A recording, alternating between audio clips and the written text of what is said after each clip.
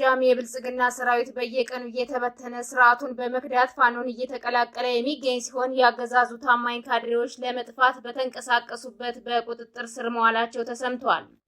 በክልሉ ወረራ ከፈጸመው ራሱን የሀገር መከላከያ ሰራዊት እያለ ከሚጠራው አብይ መራሹ ሰራዊትና እንዲሁም በባንዳነት ከተሰለፉት የሚሊሻና የአድማ ብተና ኃይሎች ጋር እየተደረገ ያለው ተጋድሎ ዛሬም ቀጥሏል። አድማጭ ተመልካቾቻችን በዝርዝር እንመለከተዋለን።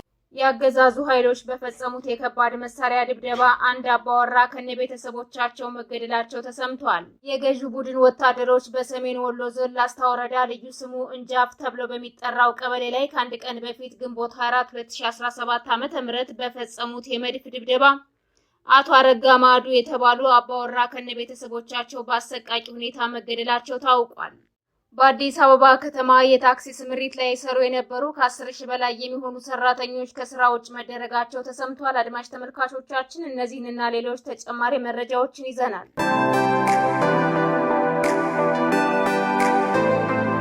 ሰላም ጤና ይስጥልን። የጥቁር አንበሳ ሚዲያ አድማጭ ተመልካቾቻችን እንደምን አምሽታችኋል? ዕለተ ማክሰኞ ግንቦት 26 2017 ዓ.ም መረጃዎችን ይዘን ቀርበናል። ከዜናዎቹ ጋር ሰናይት አያሌው ነኝ። አብራችሁን ቆዩ። ወደ ዝርዝር መረጃዎች አልፋለሁ። ጎጃም የብልጽግና ሰራዊት በየቀኑ እየተበተነ ስርዓቱን በመክዳት ፋኖን መቀላቀሉን የቀጠለ ሲሆን ያገዛዙ ታማኝ ካድሬዎች ለመጥፋት በተንቀሳቀሱበት በቁጥጥር ስር ዋሉ።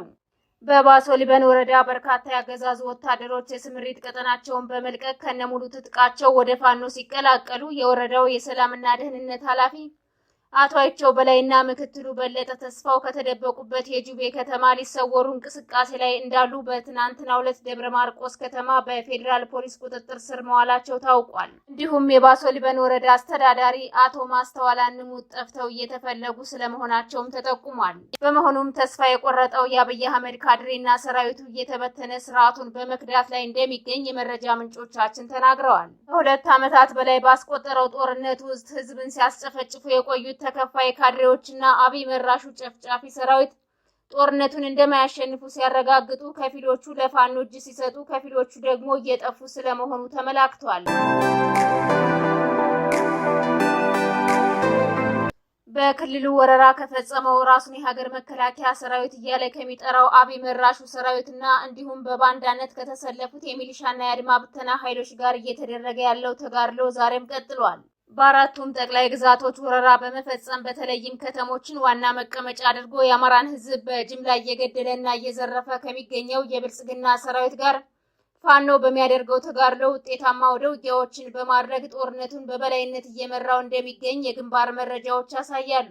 በአውደ ውጊያ የተሸነፈውና ከፍተኛ ኪሳራ ያስተናገደው የብልጽግና ሰራዊት ያልታጠቀውን ማህበረሰብ ኢላማ ያደረጉ ጥቃቶችን በየቀኑ በመፈጸም በህዝብ ላይ መጠነ ሰፊ ግፎችን እያደረሰ የሚገኝ ቢሆንም በግንባር በሚደርስበት ከባድ ሽንፈት ሰራዊቱ እየተበተነና እየተደመሰሰ እንደሚገኝ የሚታወቅ ነው። በዚህ ተጋድሎ አካባቢውን ጠንቅቆ የሚያውቀው የፋኖ ኃይል በተለይም የደፈጣ ጥቃቶችን በማዘውተር ድል ማድረጉን ቀጥሏል።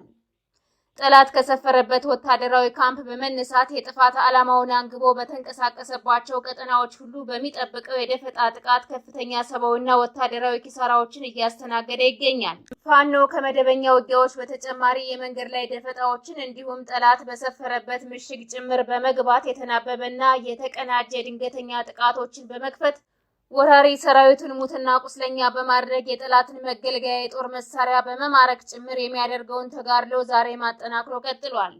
በመሆኑም በዛሬው ዕለት ጎንደር በተለያዩ ቀጠናዎች የደፈጣ ጥቃቶች ቀጥለው መዋላቸው የተነገረ ሲሆን በዚህም አብይ መራሹ ሰራዊት ሲገረፍ ውሏል። የደቡብ ጎንደር ቀጠናዎችን ጨምሮ በተለያዩ አካባቢዎች በፋኖ ላይ ጥቃት ለመሰንዘር በሞከረው የብልጽግና ሰራዊት ላይ ፋኖ በወሰደው እርምጃ ሙትና ቁስለኛ ተደርጓል ተብሏል። ትናንት በማዕከላዊ ጎንደር ጫልድባ በተባለ ቦታ በተደረገ ድንገተኛ የደፈጣ ውጊያ በርካታ የብልጽግና አገልጋይ ወታደሮች ከባድ ጉዳት ደርሶባቸዋል ተብሏል። ያገዛዙ ኃይሎች በፈጸሙት የከባድ መሳሪያ ድብደባ አንድ አባወራ ከነቤተሰቦቻቸው መገደላቸው ተሰማ። የገዢው ቡድን ወታደሮች በሰሜን ወሎ ዞን ላስታ ወረዳ ልዩ ስሙ እንጃፍ ተብሎ በሚጠራው ቀበሌ ላይ ከአንድ ቀን በፊት ግንቦት 24 2017 ዓ.ም በፈጸሙት የመድፍ ድብደባ አቶ አረጋ ማዱ የተባሉ አባወራ ከነቤተሰቦቻቸው በአሰቃቂ ሁኔታ መገደላቸው ታውቋል። የአገዛዙ ወታደሮች ጥቃቱን የፈጸሙት እንዳች ተብሎ በሚጠራው ቀጠና ባጠመዱት መድፍ ሲሆን ከነዚህ ቤተሰቦች በተጨማሪ በዙሪያው በሚገኙ የአካባቢው ነዋሪዎች ላይ ጥቃት ማድረሳቸው ታውቋል። ራሱን የሀገር መከላከያ ብሎ የሚጠራው ጨፍጫፊው አብይ መራሹ ሰራዊት በአካባቢው በሚንቀሳቀሰው የፋኖ ኃይል ላይ ጥቃት አደርሳለሁ በሚል ባደረገው ጥረት ባይሳካለትም በንጹሃኖች ላይ የግፍ ግድያ ፈጽሟል። ይህ በእንዲህ እንዳለ በደቡብ ወሎ ዞን የሉቃ ወረዳ የጸጥታ አመራሩ አቶ ሻምበል አህመድ በደረሰበት የትራፊክ አደጋ ህይወቱ አልፏል። የሉቃ ወረዳ የጸጥታ አመራር የሆነው አቶ ሻምበል አህመድ ከአንድ ቀን በፊት ግንቦት 24 2017 ዓ.ም በደረሰበት የትራፊክ አደጋ ህይወቱ ማለፉ ተረጋግጧል።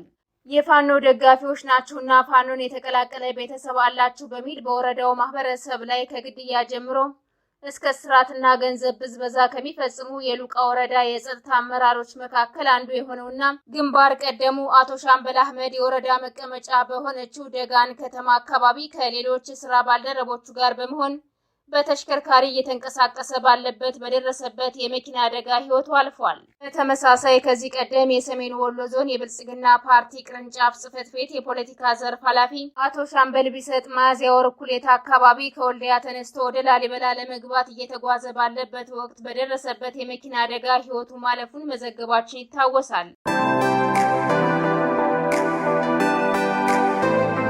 በአዲስ አበባ ከተማ የታክሲ ስምሪት ላይ ይሰሩ የነበሩ ከ10 ሺህ በላይ የሚሆኑ ሰራተኞች ከስራ ውጭ መደረጋቸው ተሰምቷል። ተረኛው የአብይ አህመድ ስርዓት ለበርካታ ዓመታት በዚህ ስራ ላይ ተሰማርተው ሲሰሩ የቆዩ ሰራተኞችን በማባረር የሚፈልጋቸውን ለማስገባት እየሰራ ስለመሆኑም ታውቋል። የታክሲ አስተባባሪዎች የቤተሰብ አስተዳዳሪዎች ሲሆኑ ስራቸውን በመነጠቃቸው ከነቤተሰቦቻቸው ለከፋ ችግር እንደሚዳረጉም ተጠቁሟል። የአንድን ብሔር የበላይነት ለማስፋፋት እየሰራ የሚገኘው አገዛዙ በተመሳሳይ በተለያዩ ማህበራት ተደራጅተው የሚሰሩ ሰራተኞችን በመበተን የሚፈልጋቸውን እያሰማራ እንደሚገኝም ተገልጿል። ተረኛው ስርዓት በከተማዋ ለዓመታት ሲፈጽመው የቆየውን ቤት አፍርሶ ማፈናቀልን ጨምሮ የተለያዩ ዘር ተኮር ግፎችን ዛሬም አባብሶ ቀጥሏል። በተያያዘ በኦሮሚያ ክልል ሆሮ ጉዱሩ ወለጋ የሚፈጸመው ዘር ተኮር ጥቃት ተባብሶ መቀጠሉን የመረጃ ምንጮች ተናግረዋል። የአማራ ተወላጆች በብዛት ይኖሩበታል የተባሉ አካባቢዎችን በመለየት የክልሉ ልዩ ኃይል ከሌሎች የታጠቁ ኃይሎች ጋር በመቀናጀት የሚፈጽሙት ዘረፋና ማፈናቀል እንዲሁም ግድያ ዛሬም ተባብሶ መቀጠሉን የመረጃ ምንጮቻችን ሚዲያችን ተናግረዋል። የአማራ ተወላጆችን ንብረት የቁም እንስሳትን ጨምሮ በመዝረፍ መኖሪያ ቤታቸውን በማቃጠል ተመልሰው እንዳይመጡ ለማድረግ በክልሉ ባለስልጣናት በታገዘ የአማራ ተወላጆችን የማፈናቀል ስራውን በተናበበ መልኩ እየሰሩ እንደሚገኙም ተነግሯል። በመዝረፍና መኖሪያ ቤቶችን በማቃጠል አዲስ የማፈናቀልና የዘረፋ ስልቶችን እየተጠቀሙ እንደሚገኙም ተጠቁሟል።